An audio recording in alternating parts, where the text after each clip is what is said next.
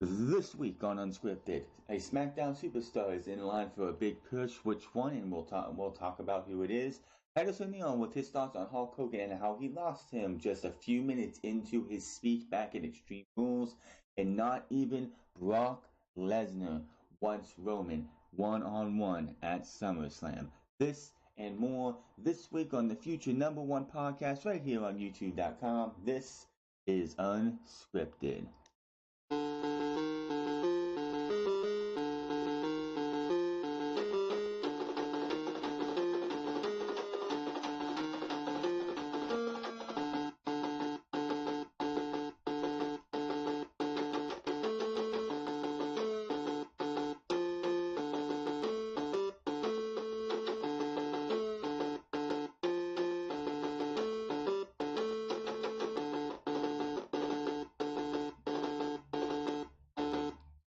What is going on, everybody? It's the Franz, and we're here for episode 29 of Unscripted. We're just getting closer and closer to SummerSlam. We have 3 weeks left until then.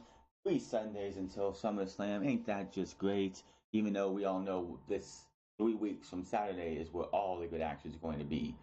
Of course, this past week was Monday. We had Monday Night Raw, which saw the announcement of WWE Evolution. Gee, I don't know if that pay-per-view is going on. Do you know that there's a pay-per-view coming on October 28th of this year? I mean, WWE shoved it down your throat on Monday and Tuesday. I'm surprised they didn't shove something in there on NXT this week.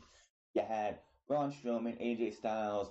You had the commentators on both shows. You had video package of it 3 times on Monday Night Raw. You had it like 3 times on Smackdown Live. You had all the women say something about it. It's only July. Why can't you wait until October?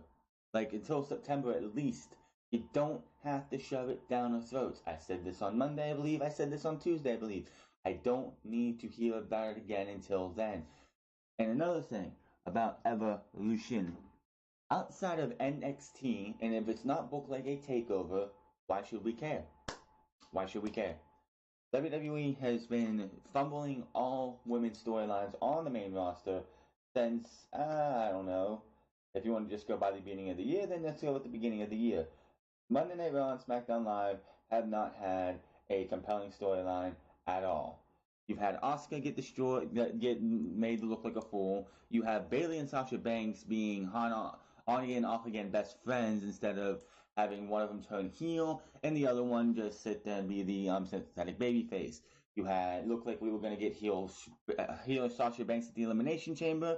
Then a couple weeks ago, it looked like we were going to get heel Bayley, and I was like, that's intriguing because that's something we haven't seen before. But you can't. They if you want, I know we still got months. We still got until October for it to start, but WWE needs to get their shit together now. The Bayley and Sasha Banks thing I thought was supposed to lead to a match at SummerSlam. That's why you had it. I thought it was going to be at Extreme Rules, and then it's like, nope, we're going to counseling. Then I figured, the counseling thing, they're arguing back and forth there, and it's going to lead to them eventually having a match at SummerSlam. I'm hoping that's still the case, but I doubt it. What it seems like it's going to be is these two are going to be your flag bearers for the inevitable tag team championships for the women, which again, 100% against, because look at the Raw and SmackDown Women's Championships alone. Both of them are in the trash. You have a bleached blonde, dolled up, like silicone all the way around Barbie doll in Carmella, who can't wrestle, screams like she's getting fucked up the ass every time she's in a match. Then you have Miss Bliss, who doesn't want to wrestle, doesn't want to take a bump, is afraid to actually take a bump. Why the hell she's even in? She must be sucking somebody off in the back other than Buddy Murphy to be able to be in the position that she's in. Because she is old news, she's had her time, and yet here she is with the Women's Championship going up against Ronda Rousey. I don't care if she's a good foil or whatnot. She is not as good as everyone thinks she is. She's overrated. She sucks in the ring. She's regressing on the mic. It's just the same old shit every single day with her, and it's got to go. I hope Ronda Rousey goes in there at SummerSlam, rips her arm off. We don't see Alexa Bliss for 6 months. Plain and simple. Just put her in the armbar, legitimately break her arm, just saying, and I don't want to see her for like 6 months. Get her off my TV for a very long time. Then of course, like I said, we had the Bailey and Sasha Banks thing. 3 weeks, like 4, like 2 weeks or 3 weeks before, or 2 weeks before we get to Extreme Rules, what happens? You have Bailey, of all people, beat the hell out of Sasha Banks, and it looks like she's in a heel. She's gonna have a monster heel run. And then they send them to counseling, even though Kurt Angle looks like a hypocrite when he said this. He's like, you obviously don't care about the women's division. How is it not? How does these two fighting hurt the women's division? That line still sticks with me. I'm like, why is you gonna have Kurt Angle say, I guess you don't care about Raw's women's division or the women's evolution? How does Bailey and Sasha Banks feuding hurt the women's evolution and the Raw women's division? Did someone give me an explanation on that? Because I still don't get it. So you send them counseling instead of, settling in the ring at Extreme Rules. And what happens? We have Bailey confront Sasha a couple weeks later, and Sasha Banks all of a sudden loves Bailey. She loves her. She spelled out her feelings like she was someone who was attracted to Bailey and wanted to sprout her love to her. It's just like, what the hell are they doing? I don't know what they're doing with this. And then you had these two face jobbers this week. Jobbers. Okay, so we have two no-name jobbers versus Bailey and Sasha Banks. Either it's going to be next week, this week coming up, the week after that, or the go-home show where Sasha Banks turns on Bailey and we get a match between these two at SummerSlam. Or, as I already said, we're getting a match for the... we're getting these two to be the first ever women's tag team champions. Ugh. Monday Night Raw also, what do we see on Monday Night Raw also that really made anything?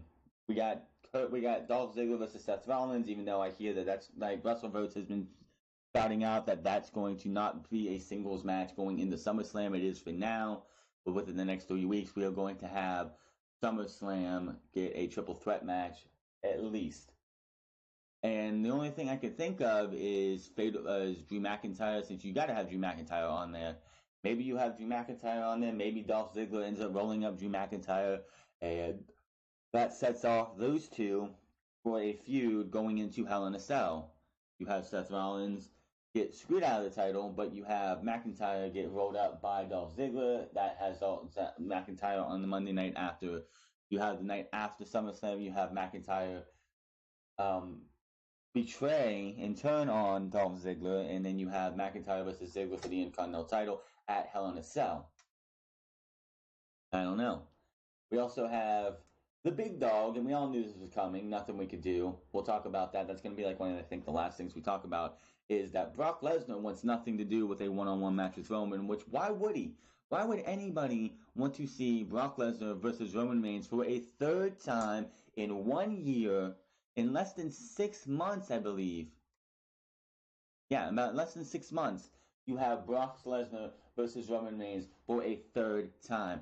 WrestleMania, Greatest Royal Rumble, with the same fucking match, minus a cage with a cage added on. What are they gonna do different here? You're gonna get suplex, Superman punch, spear. That is it. F5. Oh, he kicked out of another F5. Who cares? He did it 6 times at WrestleMania. He did it 5 times at WrestleMania. It didn't do anything. And when he kicked out of the F5 the first time at WrestleMania this past year, yeah, it should have been a huge moment. But WWE needs to realize that just because you build it up for a year, you can't build up a finisher for just one single year that's already been kicked out of multiple times of the year before that. Now, if it's a move that's never been kicked out of before and it gets kicked out of for the first time, yes, it's a big deal. But the F5 is not a special move anymore. You killed that years ago. And no, we do not want to see. The only savior for WWE right now is to make this to somehow, some way, because he does have the Money in the Bank briefcase for now, and I'm pretty sure he will after his match. Braun Strowman has to leave New York as your Universal Champion, or WWE is going to fuck up royally badly. It's just facts. WWE, they're in New York. And I do not want it coming out afterwards. Charles Robinson, whoever the fucking referee is this match, is against Brock Lesnar and Roman Reigns. Coming out, it was like, oh, the fans are disrespectful of Brock and Roman. They're working their asses off. Listen, motherfucker, if Vince McMahon would actually show respect to his fans and not give us the same bullshit every single fucking time, maybe the fans would have some more respect. Maybe he should take the hints and realize fans do not want to see Roman. Ross, Stone Cold, and others do not want to see Roman Reigns being shoved down fans' throats. What is it going to get? What is it going to get through that old man's fucking head that putting Roman in the main event over and over and over again is not helping? Do you want to see New Yorkers leaving SummerSlam? Do you know it's going to be we want Strowman that entire match? That entire match, because he's not losing to Kevin Owens. He's not losing the briefcase. I don't know why they're doing this match between him and Kevin Owens. It makes no sense. No sense at all. There's absolutely no reason to have that match because they know they're stacking the decks to make it look like, oh, Braun's not going to win. Braun's not going to win this match. He's going to lose his briefcase. No, he's not. If they were to do that, it would be a serious injustice. And having Kevin Owens win the Universal Championship just to feud with Roman Reigns would be a colossal mistake. That's all there is to that. And of course, yeah, we did have Kevin Owens ask for a match against Braun Strowman, and you know what it's going to be the whole time. He's going to either be chased, he's going to be running away from Strowman, or having Strowman like, come on, hit, like he'll have a chair and he'll throw it to Strowman like, come on, hit me. He's going to try and provoke him. It's going to pretty much be like what Christian versus Randy Orton was a couple years, like, what was it, 2011, when Randy Orton was the World Heavyweight Champion, and if he lost by DQ, Christian won the championship, and Christian spit in his face. He goaded him the entire match, and then all it took was a spit in the face, and Randy Orton low blowed him, and Randy Orton lost the championship. That's what they're going to pretty much do here, is trying to have Braun Strowman get provoked by Kevin Owens to use a chair or some kind of illegal activity in front of the referee's eyes, or Kevin Owens is going to run around the ring trying to slow this guy down, even though it is Braun Strowman. I think Kevin Owens will slow down before him. They're going to do stupid shit. It's going to be a comedy match, and I don't need to see it. I already know. You should just have Braun Strowman go in there and give him a running power slam, 1, 2, 3, and end the whole thing. The feud between these two should have ended at Extreme Rules. Gee, SummerSlam has fallen from grace, I will tell you that right now. Also coming out of Monday Night Raw, which will probably be at Extreme Rules, will be Baron Corbin versus Finn Balor again. And also the rumor going around is that Mojo Rawley versus Bobby Roode is going to be at SummerSlam. I think the pre-show. If that match happens, it's the pre-show. No ifs, ands, or buts about it. Moving over to SmackDown Live, we had the start of the SmackDown quote-unquote tournament for the tag team titles. And the New Day beat Sanity again. Sanity loses again. What else can you say but Sanity being dropped on being pretty much buried? They're just laying out there in a pile of dirt, and they're just getting shit buried on top of them. Anything that Sanity had going for them is dead already. They were absolutely dead. You can't have. Why are you going to bring a tag team in to lose every time except for a tables match at Extreme Rules? No. The New Day have had their day. I hope the Bar wins tomorrow on Tuesday so we can have the Usos out of the tournament. I do not want to see the Usos versus the New Day again. It better be the New Day versus the Bar, have the Bar win, and then you get a Bar versus Bludgeon Brothers. But no, that's a heel versus heel match. They don't want to do that. We're going to have the Usos or the New Day face the Bludgeon Brothers at SummerSlam, and it's going to be laughable. What difference, and here's the thing about the Usos and the New Day, what difference would those two teams make against the Bludgeon Brothers, who already beat both of them? So why couldn't it have been, it would have been a heel versus heel match, but Sanity can technically be tweeners. Why couldn't you have Sanity versus the Bar and have one of those two go up against the Bludgeon Brothers? Why the fuck are we getting the New Day with another opportunity to possibly go to SummerSlam to go off and get another tag team championship?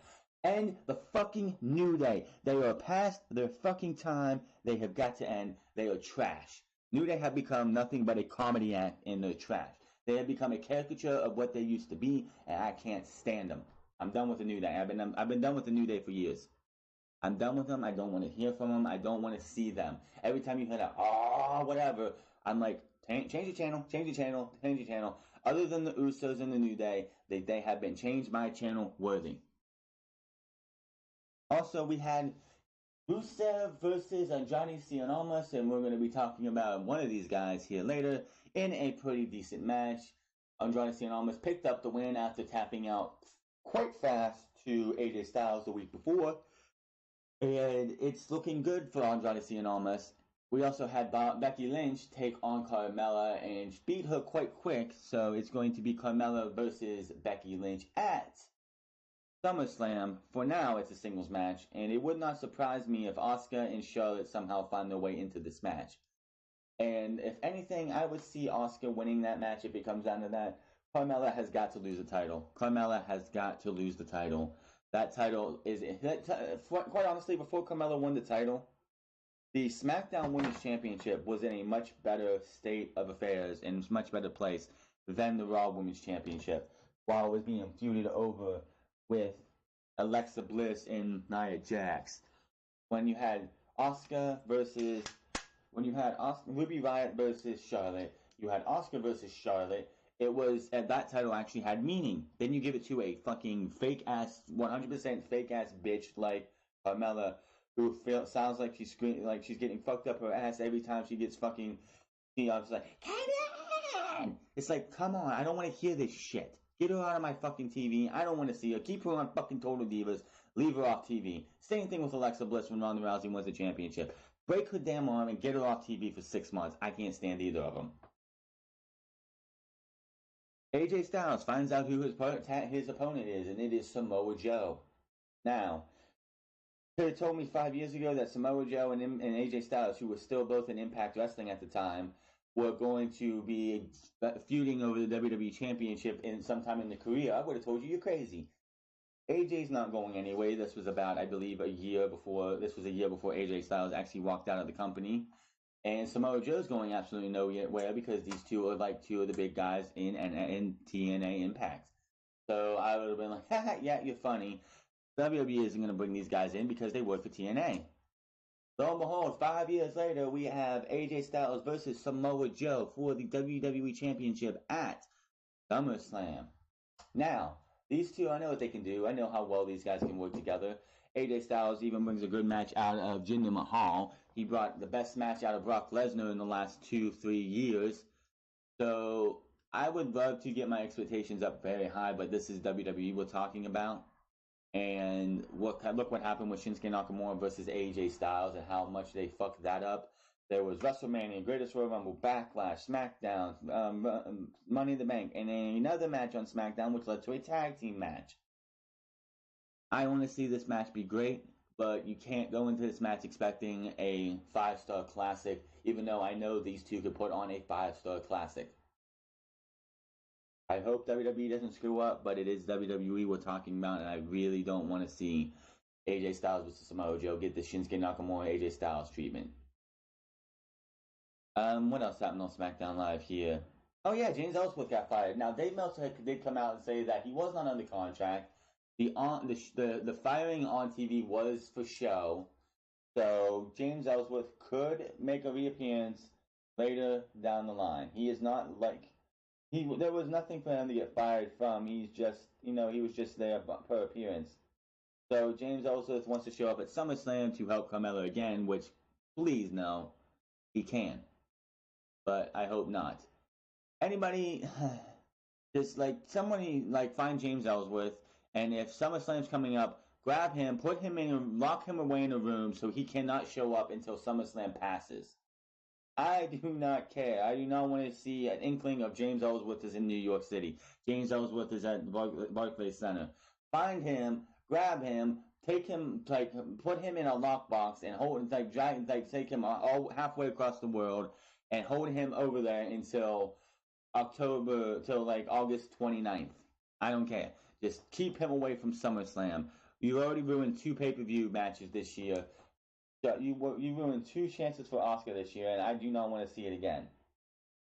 I do not want to see him coming back to help Carmella. What else can he fucking do? You're fucking Carmella sucks as it is.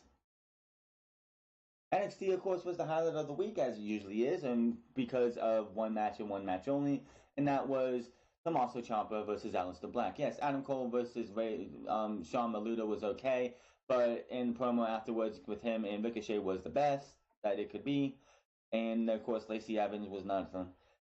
They put together, I think, excuse me, they put together a so undercard for that main event because we knew everyone was going to be talking about that main event. You could not put together a great show overall. Like, you couldn't have two other barn burner matches on that show and then come up and be and expect anyone to talk about those matches. It was always going to be about this match.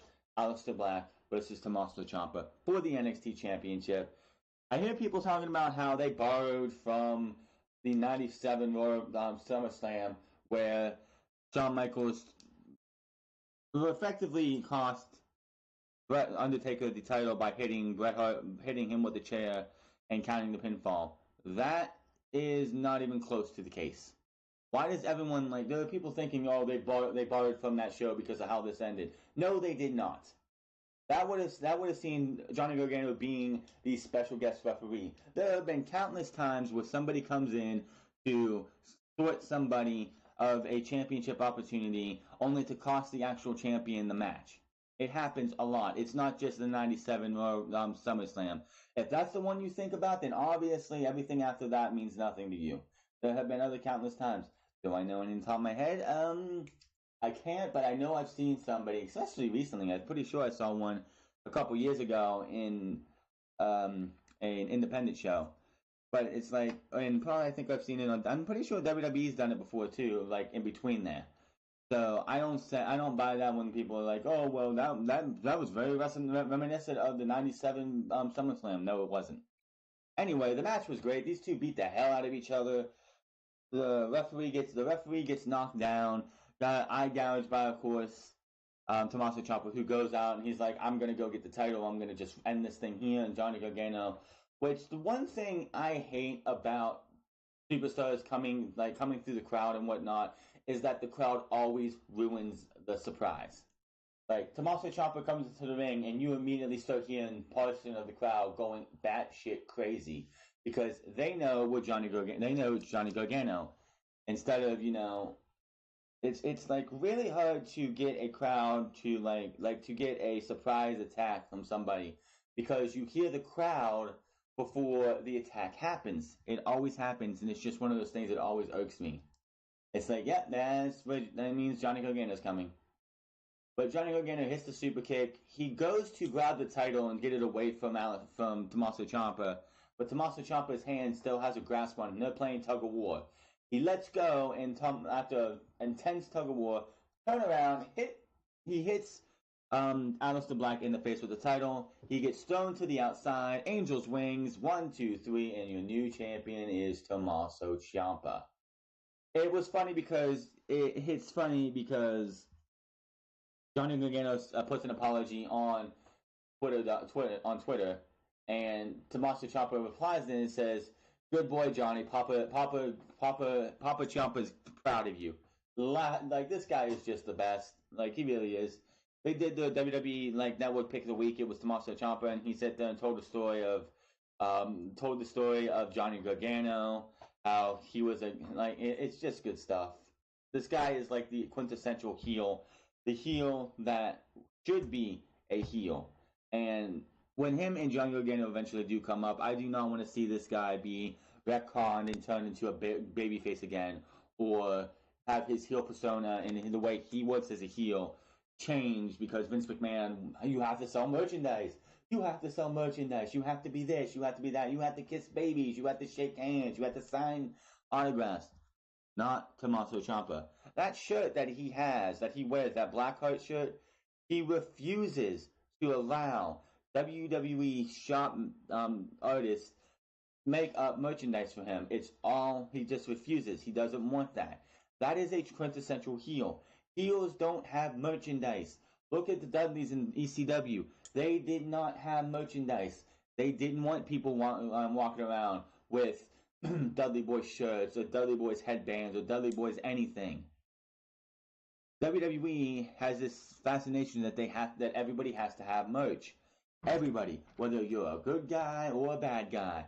It's one thing about a heel. If you start seeing, like, say, when you, like, Tommaso Ciampa comes up and you start seeing Blackheart shirts on WWE Shop, then you're going to start seeing them littered in the crowd. And it doesn't make him that means that Tommaso Ciampa's heel persona has just lost a little bit, because he's not a nasty heel. He's a cool heel. He's a cool heel. No, it's just not how that works. It should not work like that. If you're a babyface, fine, merchandise. He doesn't want any, and that's good on him. Also, of course, we did get, like I mentioned earlier, Adam Cole and Ricochet had a nice little promo session. Ricochet challenged Adam Cole to a match at TakeOver Brooklyn, but Adam Cole was like, you know what? I'm too good, and I don't have to lessen myself to defend my title against you. That match, because it's going to happen whether William Regal makes it or not. That match is going to happen, and that's going to be better than anything you see at SummerSlam. Anything you see at SummerSlam. The Shayna Baszler and Kairi Sane contract signing, good stuff. All Shayna Baszler looked like she was getting irked, because all Kairi Sane would say is, you know it, I know it, I will beat you. You know it, I know it, I will beat you. At Brooklyn, I will take the treasure. And it just looked like it got to Shayna Baszler. So that's going to be a good match. That's going to be better than both women matches at SummerSlam, even though it's going to be the best women's match of the weekend. Just saying. EC3 versus Velveteen Dream, which was not on the show, also is rumored to be happening at NXT TakeOver Brooklyn. The Tag Team Championships, Mustache Mountain versus Undisputed Era, even though the War Raiders did make their presence known, which they're getting there. And it sounds like they should have been at NXT TakeOver Brooklyn, but they came out this past Wednesday, and it's like, we're going to be there sometime, probably in Los Angeles. I see War Raiders versus whomever the Tag Team Champions are at Los Angeles at NXT TakeOver War Games. Not much else happened down this night. That's all for NXT, really. That was Monday Night Raw, SmackDown Live, and NXT in review. Short review. NXT, of course, had of the week. SmackDown was pretty decent, and Raw sucked ass as usual. Anytime Stephanie McMahon is on TV, pretty much gloating about herself, yeah, no. No, thank you. And what's going to suck about WWE Evolution is that she's going to be there the entire show. She is going to be there. She's going to be on there. She'll probably be the one making the ring announcing. She'll be probably on commentary. She'll be doing something. I don't know, but she'll be the one to open the show, and we're going to have to hear from her over and over and over again, because it's all about Stephanie.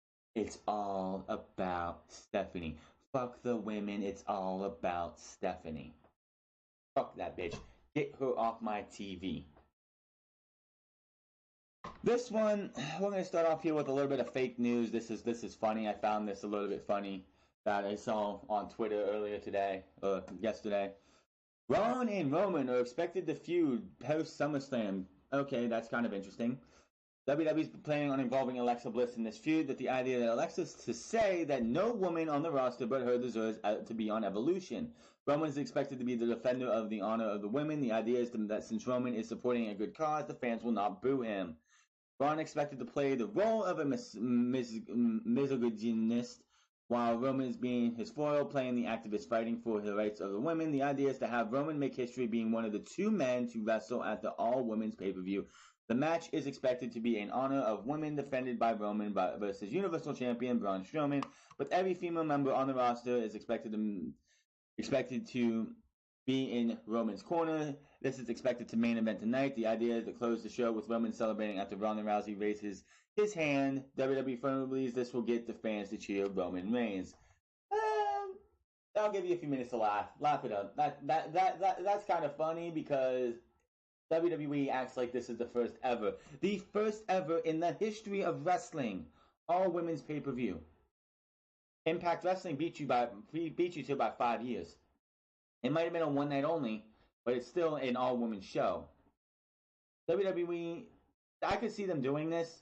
I can see them doing this. Then that, do you think that's going to get Roman Reigns cheered if this was to happen? If this was to happen, WWE might as well just cancel Evolution. You said all women's pay-per-view and your main event would be two men. You do realize that you're probably going to get Roman Reigns completely booed out of the building and Braun Strowman as well. You just had Braun Strowman come out on Monday Night Raw and congratulate all the women. Yes, you said including, especially your Mixed Match Challenge partner, Alexa Bliss, but you just had him come out and feel happy for all the women. That would make no sense. This right here is fake news, but whoever worded this, I gotta give it to you, that is funny as can be.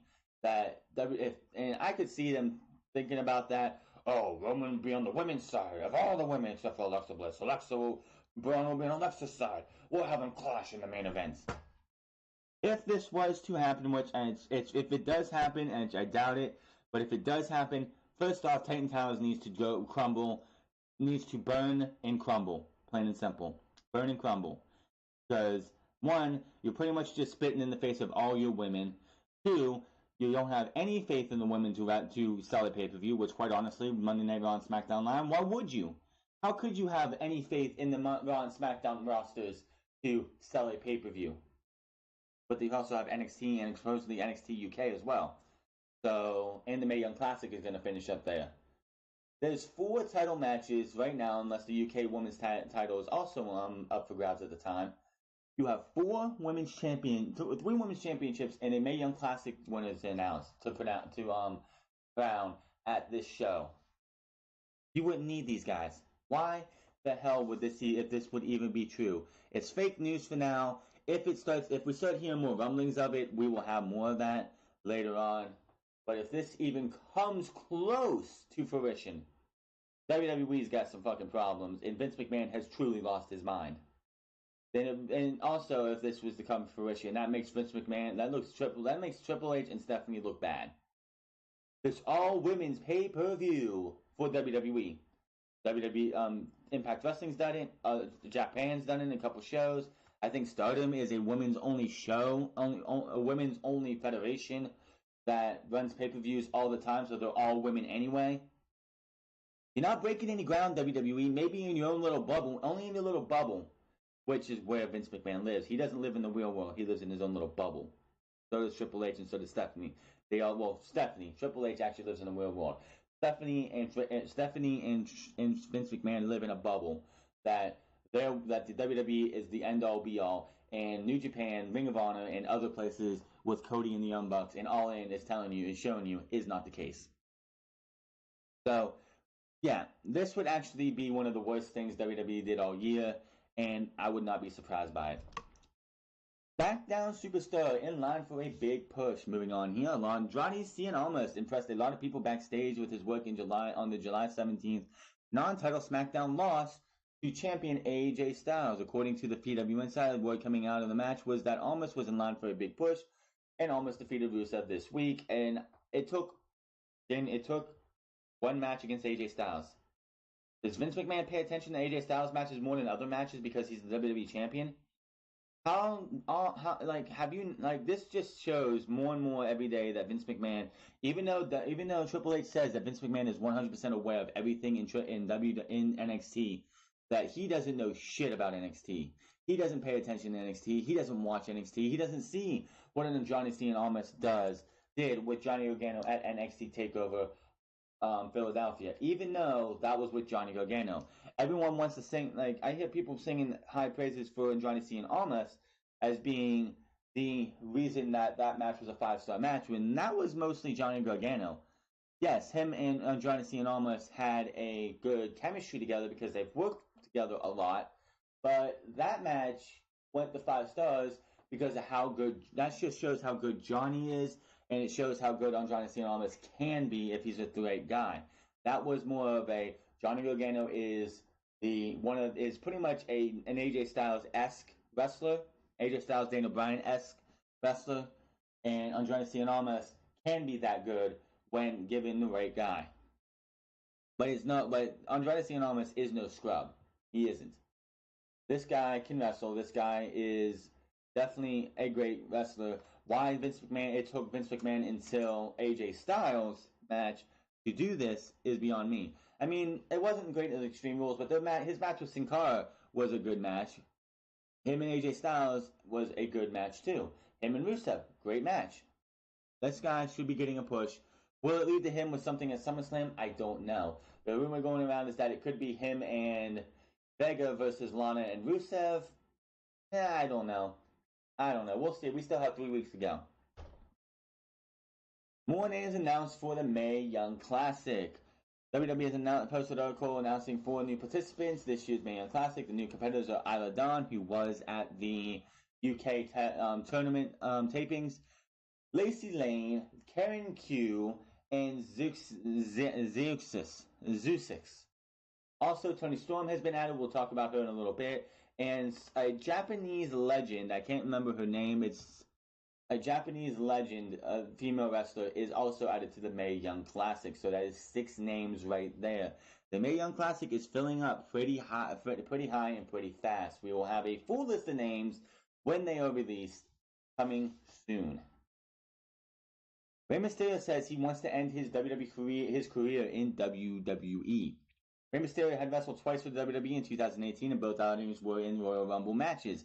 He booked for another match for New Japan Pro Wrestling at Budokan Hall on August 12th against a yet-to-be-named opponent during the last night of the G1 Climax as well. Mysterio is appearing for a number of companies in a short amount of time, but a WWE return is also on the agenda. Mr. 619 is booked for a few events, including All In on September 1st and Chris Jericho's upcoming Rock and Wrestling Major at Sea. A return to Vince McMahon and company seems likely for Mysterio, but he has a busy schedule already of him.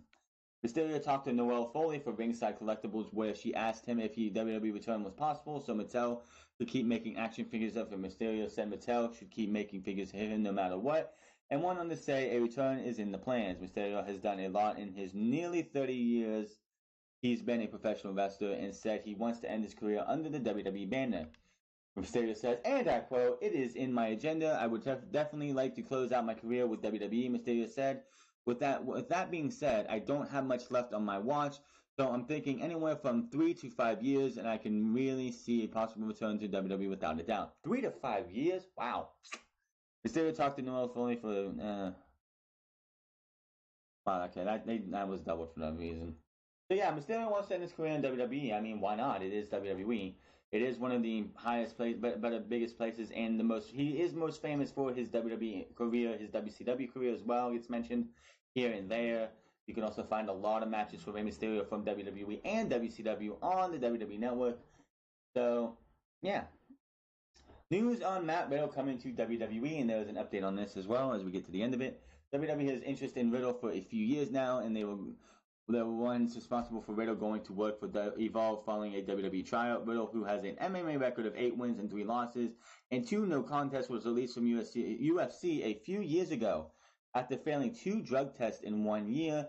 Riddle, during an NXT media call and talked, Triple H later spoke about Riddle during an NXT media call and talked about talents getting second chances, but Riddle having to prove himself, noting that Riddle had a great future in the wrestling business. I've only seen Matt Riddle wrestle like once or twice for What Culture Pro Wrestling. I don't have much to gauge on him, but he does look like he would probably be able to go well in WWE. WWE officials recently reconsidered their position on signing Riddle. According to the Wrestling Observer newsletter, New Japan Pro Wrestling had renewed interest to bringing Riddle in and offered him a deal, but it's expected that Riddle will be heading to NXT. Due to the canceled bookings in Ireland on August 18th and August 19th, speculation is that Riddle's signing could be revealed during SummerSlam weekend with a ringside appearance at NXT TakeOver Brooklyn 4. But that has not been confirmed. Riddle could sign with NXT and still work the August Evolve show, as WWE does have the working relationship with WWN. Riddle is still scheduled to work another indie event during SummerSlam weekend in New York City, a match against PCO on August 17th at Joey Janela's Lost in New York event hosted by GCW. Also, CZW came out on Friday, I believe, Thursday or Friday, with a post of Matt Riddle saying on this post that make sure to come see Matt Riddle at his final indie appearance before going to WWE. Way to go, CZW. Way to go. You spoiled it. You spoiled it. Now, they did take that one down, and they put a new one up that says making his final in the appearance. One of his final in the appearances. Um, yeah, that tells you he's still going. That still says he's going to NXT. New Japan Pro Wrestling is a place to go, but it's not it's not like WWE. If you sign with New Japan, that's where you're stuck to go. I mean, look at Will Ospreay. He works for New Japan Pro Wrestling, but he's also worked Defiant Wrestling over and over and over again. He's probably worked ICW and Progress Wrestling and other places. The only place that you could go that is going to keep you out of indie dates is WWE. So Matt Riddle coming to NXT is pretty much a foregone conclusion. Now, he's got to be careful with his addiction to marijuana. Now, it would be called WWE a hypocrite because they did have Rob Van Dam on their payroll for years, and everyone knows Rob Van Dam loves the green stuff. He loves marijuana. He loves the Mary Jane. It's no secret that Rob Van Dam smokes marijuana. He's an advocate for marijuana. So to say now we can't have him on here because of that kind of makes him look like a hypocrite when you had Rob Van Dam on your payroll for years and even had him come back for a couple years after the wellness policy, and don't be like, oh, that was before the wellness policy mostly. It's like, well, then explain his, 2011 run, 2010, whatever it was, when he came back and wrestled and feuded with Alberto Del Rio for the World Heavyweight Championship. Because that was years after the wellness policy, and Rob Van Dam probably didn't quit smoking marijuana just to come back to WWE. So to say, oh, that's the only reason we're going to keep Matt Riddle out of WWE is kind of hypocritical. Titus O'Neil says Hogan lost him from the start of his speech. The WWE locker room gathered backstage before Extreme Rules for a mandatory meeting because Hulk Hogan had something to say. During his speech, Hogan apologized for embarrassing the company and said he didn't know he was being recorded at the time. That right there would have lost me immediately. So you're sorry for embarrassing the company, but you're not sorry for what you said. Audio of Hogan using several racial slurs while discussing his daughter Brooke Hogan's dating an African-American surfaced in July 2015. He was engaged in a lawsuit with Gawker at the time for releasing snippets of a sex tape recorded without his consent, which contained the slurs. Hogan's apology was accepted by some, but others felt different. Titus O'Neil spoke to Busted Open Radio. And before I continue on, anybody who has read a report that Titus O'Neil blew up and had a fit and ran and walked out is a lie. It's an absolute lie. Absolute fake news, absolute fabricated news. Titus O'Neil was there for the entire speech, and then he was allowed to leave and go on his way to Monday Night Raw's location because he was not used at Extreme Rules. So anybody reporting that Titus O'Neil blew up backstage and walked out in a fit of rage is lies. It's a fake news story. It was something that was made up. It is not true. Titus spoke with Busted Open Radio this week and discussed Hogan's apology. Mark Henry, who is a co-host on the program, said Hogan didn't just offer African Americans with his comments. Henry has Caucasian friends who think Hogan shouldn't be allowed back with the company, but the world's strongest man admitted that getting second and third chances himself, therefore he's accepting of Hogan's reinstatement. During Hogan's apology, he started the speech by warning the locker room about what they say because they might be recorded without their knowledge. That right there, red flag number one. O'Neil talked about how that statement didn't sit well with him. This is not about second or third chances, Titus explained. This is about a man making a decision to make statements that he truly felt in his heart. I believe it at the time. He may not feel about that way now, but he may regret it. But to come out and say, I didn't know I was being recorded and be careful what you say, and I don't remember saying that stuff when you start out an apology like that, dude, you lost it already. I wanted to give him a chance. I didn't know what the meeting was about going in, but I wanted him to give him a chance. He legitimately screwed that all up because, again, it's not about making a mistake. It's not a mistake. You're talking about historically using language and saying things that a lot of people in our business, unfortunately, have said in the past. Although our business has come a long way from where it used to be, there are still some people in this business that speak that way. They are just aren't recorded. So Hogan or Terry Bollea is not the only person that has use those type of comments. I know that for a fact. O'Neal continues saying Hogan is the one dealing with these comments because he was caught making them. He said Hogan's apology should be more than just words because genuine actions are needed as well. And I've said that before too. You can apologize all you want. It could be about a mistake you made at work. It could be a mistake you made in a relationship. It could be someone that you broke up with because you didn't mean to, or whatever. Or like you and your family had a fight. Maybe you punched somebody. Like maybe you got angry and you punched your dad or something. Being apologetic doesn't mean anything if you don't actually use those actions. If you just sit there and apologize, like I'm sorry, I apologize. It means nothing if you don't show like take the actions to show that yes you are sorry, yes you apologize, and yes I didn't you gotta have the will and the means to actually act. Man, that stuff's just like crazy right now. He was the one with the exposed using his comments based with his apology. His apology doesn't need to be in words. I'd rather it not be in words. I'd rather it be in actions, to be honest with you, because his words have been all over the place ever since it came out. During a 2015 interview with ABC News, Amy Robach Hogan's explained why he used racial slurs in the released audio. He attributed it to his upbringing in Port Tampa, Florida, where he said the word was thrown around quite often as a greeting. I'm not a racist, but I never should have said that. I said I was wrong. I'm embarrassed by it. Hogan said this in the 2015 interview. People need to realize that you inherit things from your environment. And where I grew up, was South Tampa, Port Tampa, and it was really a rough neighborhood, very low income, and all my friends we greeted each other saying that word. O'Neal referenced Hogan's excuse of growing up with that language in his vocabulary. He said Hogan's claims didn't match up historically because it would not have been acceptable to use that word with any African American in the 1960s. O'Neal is from Tampa and attested to the fact that Hogan's high school was not racially diverse either. First of all, you grew up in the 60s. I don't know any black man that would let you call him that in the 60s. You grew up in South Tampa. You went to Robinson High School. I live in Tampa. Robinson High School was not a predominantly black school in the time that he went to high school. Most of the people he wrestled with, Mike Graham, Eddie Graham's kid, Steve Kern, these guys all went to high school with him. So don't tell me that that's how you spoke in the 60s. There's no realistic way that you even come close to telling me that was okay with any black man at that time. So again, the inconsistency of the apology along with that lack of remorse and contrition with the apology are the reason why I felt that many others felt at that meeting and that this was a complete waste of our time. Yes. Tell them how you feel, Titus, because that is exactly true. Hogan can say all he wants and he's not a racist. I don't buy it. Hogan said that shit in 2000 and what was it? 5 was the was this 2005 was the entire that entire sex tape, whatever it was in 2015 it came out.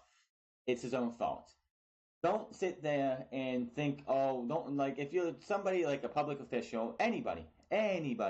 Mostly the high public officials, public celebrities and stuff have more of a problem with that than somebody like me who's not really a public celebrity. I'm just a guy on here trying to have fun and talk about wrestling because it's something I love to do. Either way, I'm not going to sit there and split that stuff because I don't say that in my vocabulary. Somebody in Hogan's position should not sit there and try and just be like, well, I want to use the N-word today, or I want to use this word today, or I want to use this today. I just got to make sure I got to check all my bases. Get it out of your system. Get that word out of your system. If you think that word is worth using, if you're not of African American descent, then don't even think about using it. If you're not a black man, black woman, do not use it. They use it. It's okay for them to use it. Whatever. That is their prerogative. That word should be dead. I don't know why it's still being used, but it is. Black men and women want to use it to talk to each other, fine. If a black guy wants to say that to a white dude, then fine. Doesn't mean you can say it back because somehow it offends them. I don't know. I don't care. Just keep it out of your system.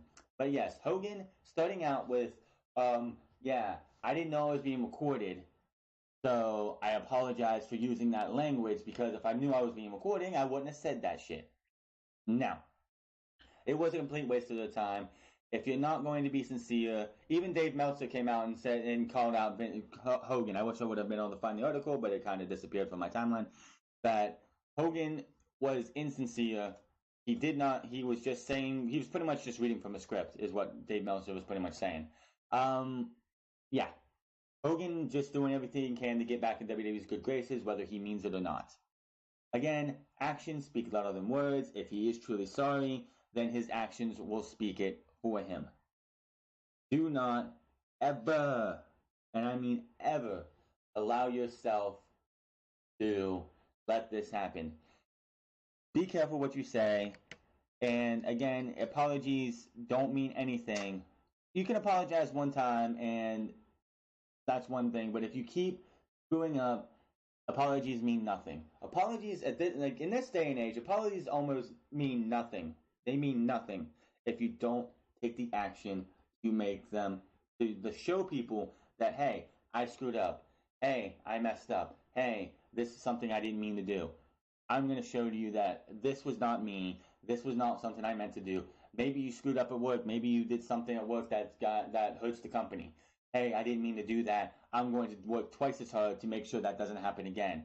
Or you hurt, or you broke somebody's heart. Hey, I apologize. I didn't mean to do that. I'm going to show you that that is not me and that I still want to be with you, blah, blah, blah, blah, stuff like that. Or you and your family had a falling out. Hey, I apologize, and I hope we can mend the fences, and everything will be cool again. Actions speak louder than words. I honestly think I went through this last week too. Actions speak louder than words. I have a lot of that going through my life that I need to worry about and I want to try and fix, but that's neither here nor there. You gotta be sincere in your apology. Saying stupid shit like, oh well, I didn't know I was recorded, so yeah, I didn't realize I was being recorded, so I didn't mean to say that stuff. Yeah. And yeah, don't sit there and say, oh, I was raised in the 60s and that's something that me and my friends had said. Okay, if that's what you and your friends had said, you probably said it in the confines of your house or in the confines of your area. You didn't say it out in the open because you probably would have got your face smacked in. Hogan back in WWE, it's just a PR move. They still think they can make money off Hogan, so whatever. Moving on here, several superstars' contracts are up soon. AJ Styles, Shinsuke Nakamura, Luke Gallows, Carl Anderson all set to have their contracts expire on early 2019. According to Dave Meltzer on Wrestling Observer Radio, Meltzer noted that they all had signed 3-year deals with the WWE in 2016, and Styles Nakamura deal expire in January. Dave Meltzer also noted that New Japan Pro Wrestling has absolute interest in bringing back Shinsuke Nakamura back to the company with New Japan's expansion. Nakamura's name value has increased dramatically since his WWE debut. The Orlando crowd erupted in cheers at the 2016 Royal Rumble pay-per-view event where Styles made his WWE debut. Styles held the WWE Championship for 140 days before the year was over, giving him a great start to his WWE career. He is still WWE Champion in his second run with the title and addressed the idea of resigning with WWE in March 2018 interview with Ryuichi Musk. I don't see why not. If I could do what I do, Styles said, if I can still be AJ Styles, and I would keep working in WWE in a talent form. So as long as I can keep going, then I would like to keep working there. We've also been reporting that Daniel Bryan's contract is set to expire on September 1st. It has not been signed. So Luke Gallows, Carl Anderson, Shinsuke Nakamura should all go back to New Japan. Why? Because they were better used there. Carl Anderson, Luke Gallows, what have they done since they come to WWE? Jabba. Tag team champions, Jabba. They haven't done anything. They had the club versus the family feud with the Usos and Roman Reigns versus AJ Styles and those two. And then they won the tag team championships in the 2017 Royal Rumble, lost them at the WrestleMania that year due to the Hardys coming back, and have barely been used since. They were much better in the Bullet Club. They were much better as Machine Gun Carl Anderson and Doc Gallows. Those two would probably be better off in New Japan Pro Wrestling, where stocks have gone so high for a lot of guys. Nakamura, I can see him going back. I mean, he is older, but I can see him going back to New Japan. AJ Styles is going absolutely nowhere. He's going to sign a new contract towards the end of his contract time. He wants to wrestle as long as he can in WWE, and then he says that he would love to be a trainer in NXT after his career is over with. So not like AJ Styles is going absolutely nowhere. Daniel Bryan's up in the air. I don't know what he's doing. We'll know when SummerSlam comes through. If nothing comes out before SummerSlam that Daniel Bryan is 100% signed, anybody who came out and said that Daniel Bryan was signed before Extreme Rules is a lie. It has been reported that nothing has changed. They are negotiating, but there is a snag on the years and how much creative control Daniel Bryan can have, and a lot of other things. But yeah, Nakamura and the Good Brothers could go back to New Japan. They really haven't done anything like since. AJ, of course, Shinsuke Nakamura is your United States champion. Of course, and like I said, with Daniel Bryan, with his match against The Miz, we'll have an inkling to know if Daniel Bryan is staying or going. If Miz wins, quite honestly, in my opinion, whether he signs or he doesn't sign, Miz should win at SummerSlam. Why? Because if he doesn't sign, he's gone. Whatever. If he signs, Miz wins by nefarious means. Okay, the way The Miz wins tells you if Daniel Bryan has signed or not. If Daniel Bryan loses clean, he's gone.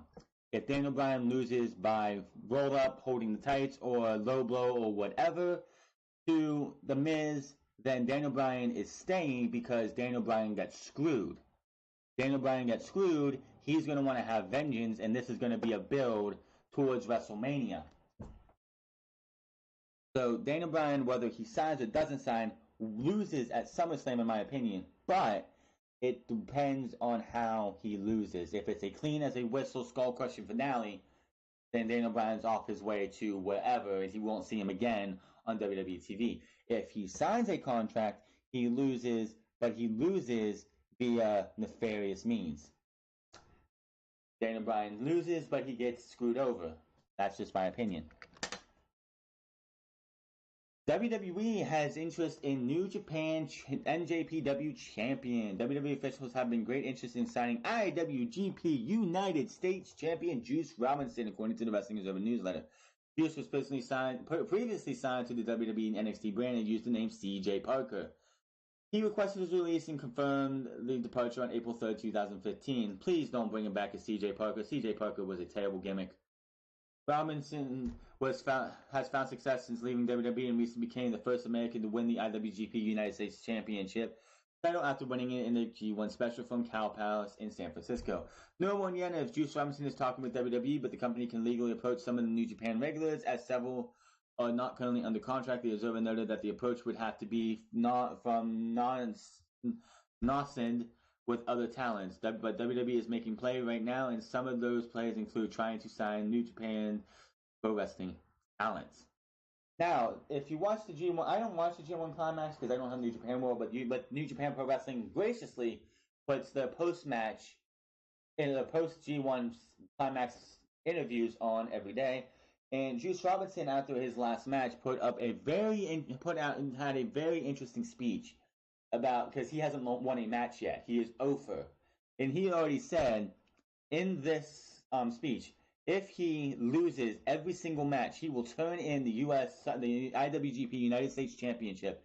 He will have his dad pick him up. He will fly back to Chicago, have his dad pick him up, and go home. So if he goes over, there could be a possibility that Juice Robinson could be coming back to WWE. I don't think so. I don't know why he would want to. They were doing nothing with him. The dude's a good promo. I've seen 2 or 3 of his promos, and I saw the one where he won the IWGP Heavyweight United States Championship, and the dude is a hell of a promo. I have to agree with Kevin Owens, who said Juice Robinson is the best promo in the business. He is. He is a damn good promo. Unfortunately, him coming back to WWE would probably kill all that. So why would Juice want to come back to WWE and be called CJ Parker again? That gimmick sucked. I don't want to see him be the hippie. I don't want to see him be the environmental hippie that he was last time. Now, give him a take on his Juice Robinson character, which I don't know what it is, but it's probably way better than what he was using as CJ Parker. So I'll keep you up to date as Juice Robinson is on his way back to WWE. That all depends probably on how he does in the G1 Climax. Speaking of the Mae Young Classic, as we saw earlier, Toni Storm is part of the Mae Young Classic, but she did talk about being part of the Mae Young Classics. Storm spoke recently exclusively to Mirror Sports' Tony Quaint about WWE Evolution, her involvement in the Mae Young Classic, NXT UK, and more. Storm talked about coming back to WWE's Mae Young Classic 2018. It's strange. It's just strange because I feel like my brain still hasn't let it sink in yet that I'm associated with WWE. I have strived for it so long and dreamt of gathering into WWE from being a kid, and I'm getting into the WWE, and I've never let it go. I am completely surreal. It is completely surreal, and a lot of times I kind of don't even think I've got there. Storm talks about how she was nervous in last year's tournament, and she thinks it will be less tense this time. It is strange because you think the more you do something, the more comfortable it gets. But for me, it gets worse with every match. I am honest. The pressure grows more and more to strive and be better. It helps me through to push myself to be better. The saying goes, the moment you stop getting nervous is the day you should quit. Storm confirmed herself for the Mae Young Classic, of course. Storm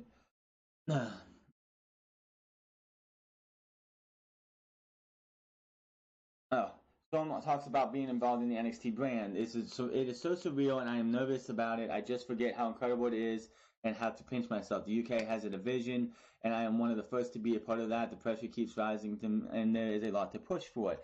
Quite honestly, as I said and stated before multiple times, I think Toni Storm should be your inaugural NXT Women's Champion for the United Kingdom. Plain and simple. It just makes sense. She is the more recognizable name out of everybody who was at that UK brand.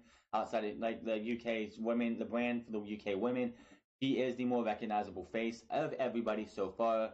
Even though Tegan Knox should be a part of that too, aka Nixon Newell, she would be another one. But out of the ones who have been seen on WWE TV over the last year, because we haven't been to a year of the Mae Young Classic yet, Toni Storm should be your first NXT UK Women's Champion. He also comments on the Evolution announcement. I was just so happy because there has been so much hard work from girls across the world. We all wanted better opportunities, and we all have worked so hard to get it. So many girls have put in so much effort, so it's emotional to see these things going on now. It is going to give us more opportunity to shine and put even more eyes on us. As much as pro wrestling is a competitive industry, I am very proud of all the girls who have worked to get to this point. Now, quite honestly, I will say this again about Evolution. They said 50 women. 50 women.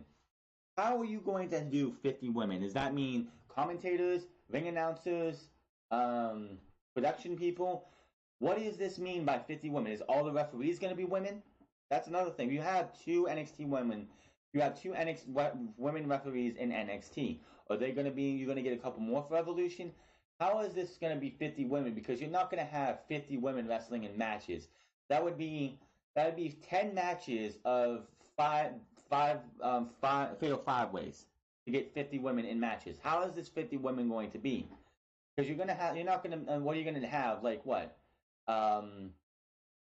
25 matches on this show? What is this 50? Why are you saying 50 women? How is this going to work?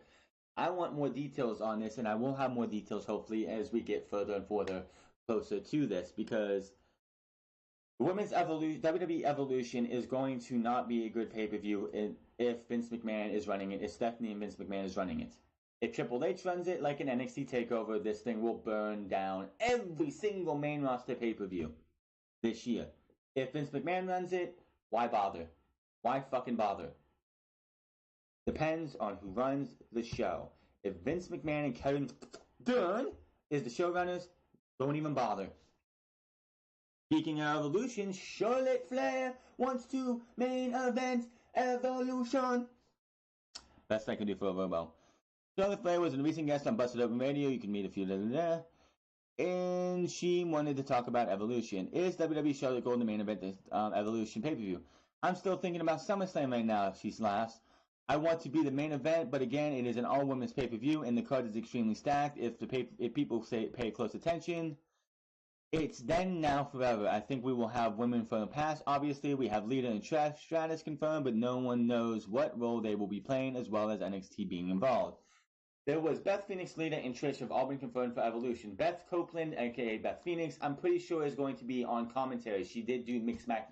She was the female voice of the Mixed Match Challenge. I hear that she did pretty damn well.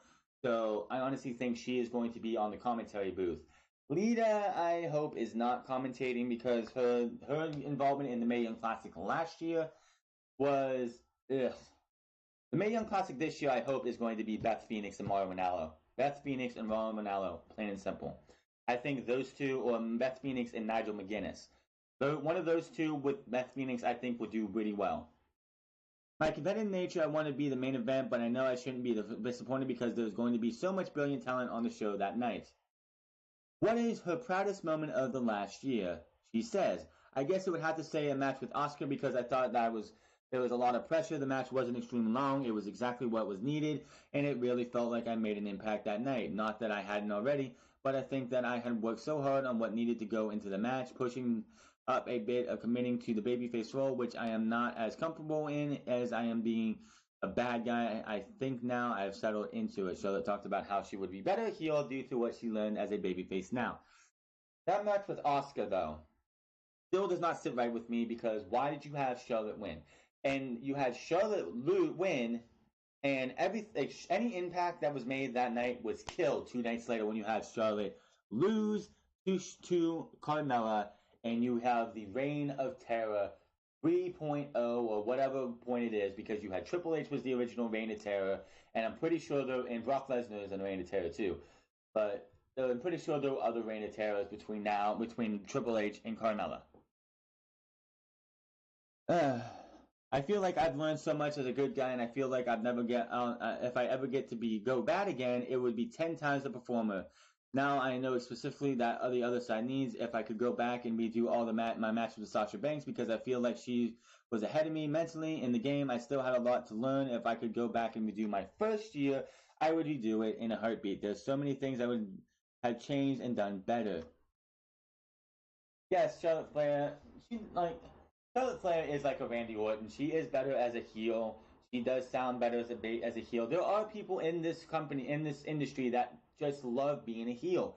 Austin loved being a heel. There is so much, and I believe it was on a Steve Austin podcast. I think it was that I can't remember who it was, but one of the WWE superstars came on and said that they love being a heel.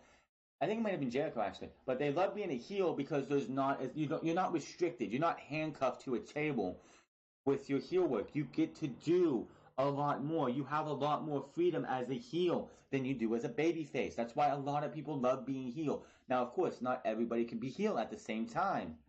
But I would rather have heel Charlotte Flair going for being the women's champion than a fucking baby Barbie doll look of wannabe in Carmella. So yeah, Charlotte Flair should be heel. And speaking of Randy Orton, why did Randy Orton turn heel? Why did Randy Orton turn heel? Let's find out. It might have taken a while, but WWE eventually pulled the trigger on Randy Orton heel turn, and understandably, the fans are buzzing. It's no secret that one of the biggest reasons why the Vipers and universally loved in the first place is because he's a natural heel. And nobody can come close to him when it comes to playing a despicable villain. Although he is not in the WWE Championship picture, he still managed to dominate the headlines ever since his return at the Extreme Rules pay-per-view. He targeted Jeff Hardy after he lost the United States Championship to Shinsuke Nakamura in 5 seconds. 2 nights later on Smackdown Live, he did the exact same thing when he featured in a simple yet disturbingly brilliant ear-stretching spot. Let's not talk about that again. I wanted to throw up. That fans praised on social media. However, it's his promo earlier this week which has drawn the most attention. Like a typical villain, he went on the likes of Hardy and his face paint. He poked fun at John Cena and his constantly color-changing merchandise that Vince's families out of money, while also targeting Brock Lesnar in his part-time schedule. Not only that, but he also took a huge shot at the Bullet Club by claiming they stole the Too Sweet gesture. And as you can imagine, the Apex Predators' antics took social media by storm. Now, Wrestling Insider Wrestling Votes has revealed that Twitter exactly how this heel turn came about in the first place. According to the source, it's Orton himself who pushed for the heel turn with officials, and it's something he wanted to do for quite some time. Eventually, the green light was given. He tweeted, regarding Randy Orton's heel turn, it has been something he wanted to do for a long while now. Orton definitely pushed for it. I'm expecting him to be the top heel on SmackDown going forward. With him, Nakamura, Joe, Miz, Almas, SmackDown has a strong mix of main event level heels. Now, with that list of main event level heels, this is why AJ Styles is not losing Samoa Joe at SummerSlam at Hell in a Cell. You have Shinsuke Nakamura, who he just got done with. You have Samoa Joe, which could be August and September. And probably October, too. The Super Showdown will probably be a match between Samoa Joe and AJ Styles. Then you have Andrade Cien and Randy Orton. AJ Styles, as a babyface champion, has so much to work with compared to having Samoa Joe win the championship right now on Monday night on Smackdown Live. He should have won the Universal Championship last year at Great Balls of Fire because he would have had so many heels to work with. He would have had a Roman Reigns that nobody wanted to see, who would have been a babyface to them. They would have had Seth Rollins, a Dean Ambrose. They would have had I can't think of anyone else on my. There were others. There were other at the time, but who are on SmackDown now, like Jeff Hardy, Matt Hardy could have worked against a Samoa Joe, but now Samoa Joe is in the wrong place at the wrong time. If Daniel Bryan re-signs with WWE, and if Samoa Joe is still in WWE, which I think he still will be next year, hopefully he will be, my plan, my pitch for this would be Samoa Joe gets his just due, SummerSlam 2019, Daniel Bryan, Samoa Joe, WWE Championship match, Samoa Joe wins at SummerSlam next year.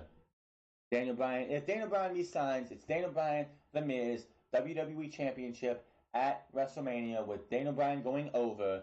Daniel Bryan holds it to SummerSlam if he's healthy enough, and he loses it to Samoa Joe. And Samoa Joe wins the WWE Championship at SummerSlam 2019. There is no denying that a crucial element of Orton's character is taken away when he's playing the good guy. That, to put it bluntly, he's boring. Now fans are expecting big things for him during his feud, where it's thought that he and Hardy will challenge the King of Strong Style for the United States Championship at SummerSlam in a triple threat match. Fans will also be hoping that Orton continues to heel run and does many more despicable things along the way. That right there would be, like, him versus AJ Styles will be great. Him versus a Daniel Bryan will be great. Because you can see it happening. I could definitely see Randy Orton doing great things as a heel. He just bores the piss out of anybody. Even I believe he went on, I think it was Austin's podcast or Jericho's podcast last year, and said he'd rather be a heel.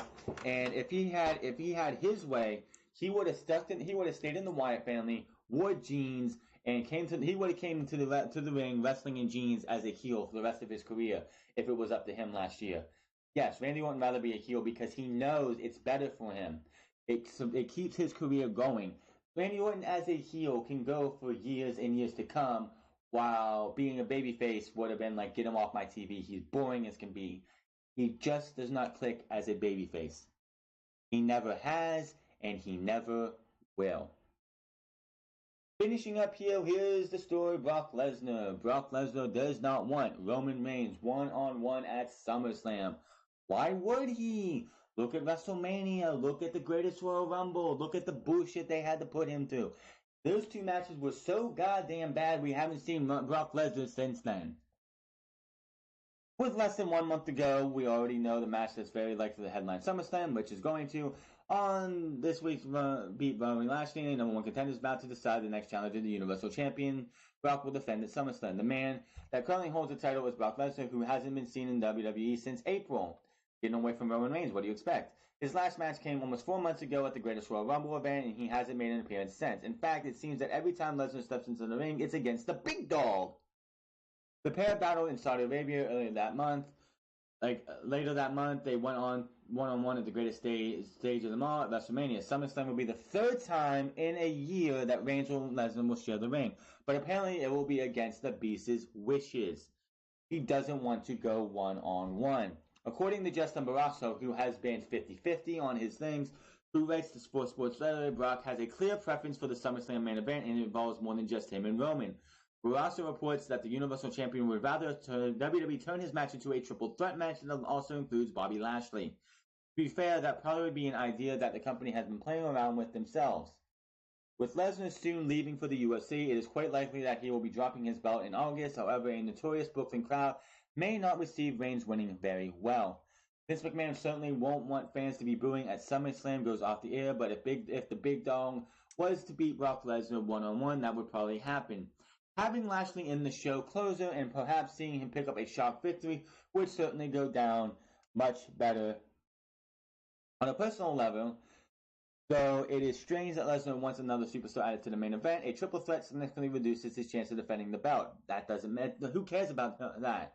The fact is, he's tired of the same bullshit over and over and over again. Look at his match with AJ Styles. That was a great fucking match. That match, he actually worked because it was somebody he could work with. Him and Roman Reigns does not mesh well together. They don't. It's the same shit. Superman punch, suplex, suplex, F5, suplex. F5, Superman punch, spear. It's so repetitive and boring. But if he was really going back to UFC, watching Reigns and Lashley go at it without being too involved would certainly be way too. He could protect his body ahead of his departure from WWE. With the news that he is going to be on the post SummerSlam show, I honestly think he's going to win at SummerSlam. I think Brock Lesnar is going to win at SummerSlam, and then Braun Strowman is going to cash in the next night. Brock Lesnar is going to come to SummerSlam. He's going to win at SummerSlam. He's going to come out the next night. He's going to gloat. You're going to hear Braun, and then him and Braun are going to brawl, and Braun Strowman is going to cash in. Braun Strowman is going to win the Universal Championship, and he is going to be your Universal Champion going into Hell in a Cell. Why else? Him losing the championship at SummerSlam. Why else would Brock Lesnar be on the final show? The show after. Why would he be on the show after SummerSlam? He doesn't have to be. Why would he win the title, lose the title, and then show up on Monday Night Raw the next night? It makes no sense. It makes absolutely no sense. Why would you have the Beast booked for SummerSlam, for the night after SummerSlam, if he's not needed there? It doesn't make any sense. The only thing that makes sense to me, and I haven't heard anyone else say this, is he's going to win at SummerSlam. He's going to win at SummerSlam, and then the very next night, Braun Strowman is going to cash in. That's my opinion there. But that is your Unscripted for the week of July 28, 2018. We will be here for August in next week's show. We have Monday Night Raw coming up, SmackDown Live, NXT, and then, of course, Unscripted next week. My name is TheFranz. Find me on twitch.tv/TheFranz08, on Twitter @TheFranz. Hit those follow buttons over there. Hit that subscribe button. Comment down below. Like this video or dislike it if you don't like. If you like what I say, hit that like button. If you don't like what I say, you can hit that dislike button too. Doesn't matter to me. But I'm getting out of here. I will see you guys next time.